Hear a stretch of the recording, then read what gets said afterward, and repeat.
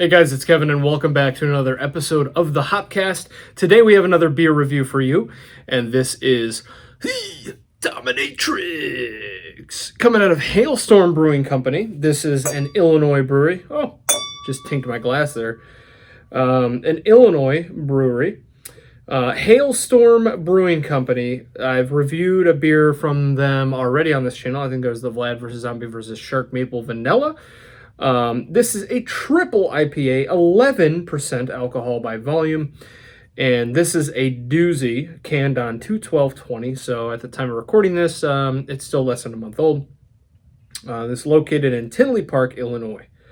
Now, I've had this beer before a long time ago when it was actually in different packaging, and it actually had a picture of a Dominatrix. Not kid-friendly channel here, guys, with like a whip on it, and yeah, I don't really remember what it tastes like, though.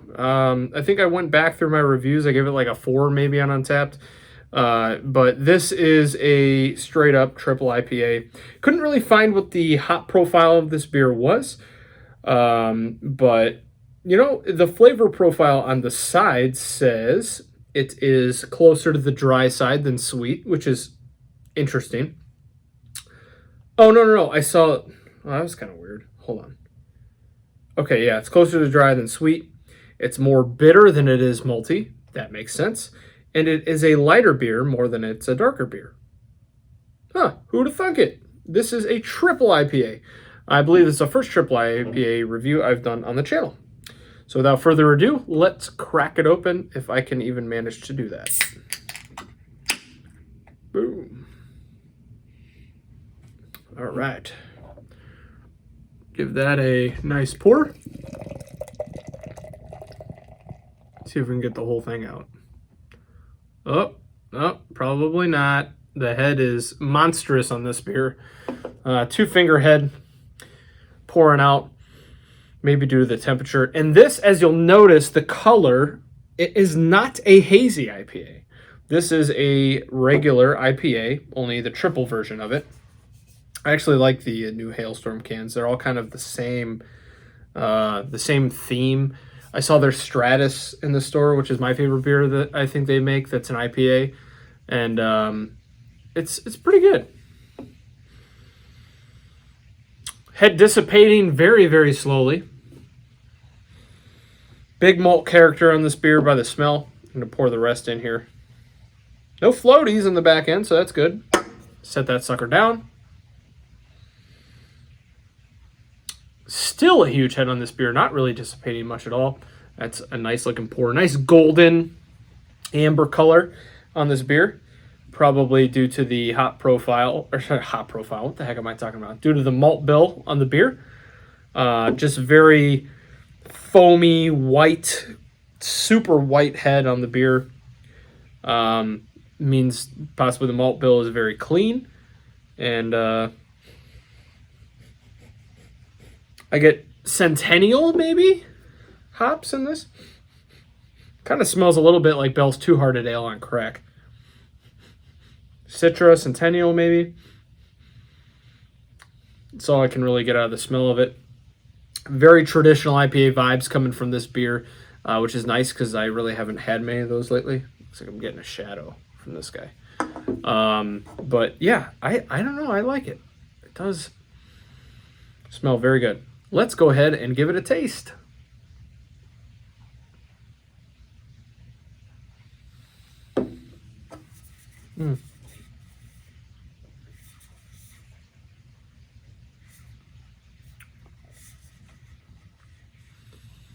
That is a malt bomb, ladies and gentlemen.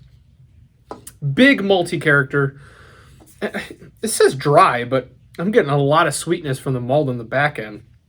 Maybe their flavor profile might deserve to be a little closer to the sweet side.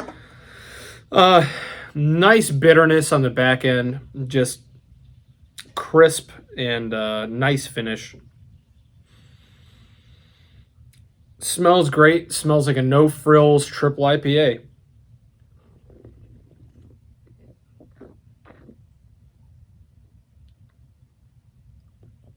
Yeah, this is one that I definitely could not have more than a couple of. I mean, one, of course, right? A couple.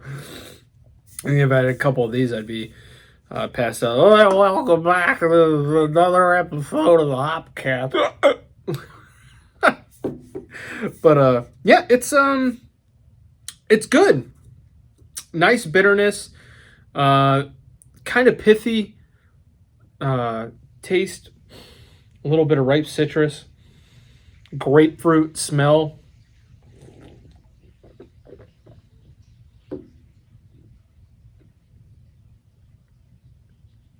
The bitterness kind of makes it taste a little bit more like grapefruit in the taste as well. That malty sweetness is really the backbone of this beer, to be honest with you. Very, very good malt character here. I like it. Dominatrix from Hailstorm Brewing Company.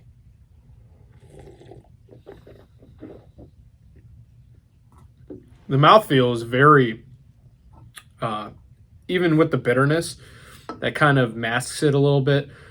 I would say that the body is very fluffy for a triple IPA. Look at the lacing on that beer. You can tell the head on that beer was dissipating nicely over the sides of the glass. Let me just see if I can get a better smell. I learned this trick from Massive Beer Reviews. I saw him do that to a beer.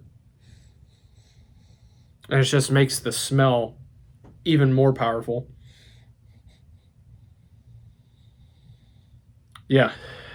Citrus fruit, light citrus fruit, malty sweetness, grapefruit punch.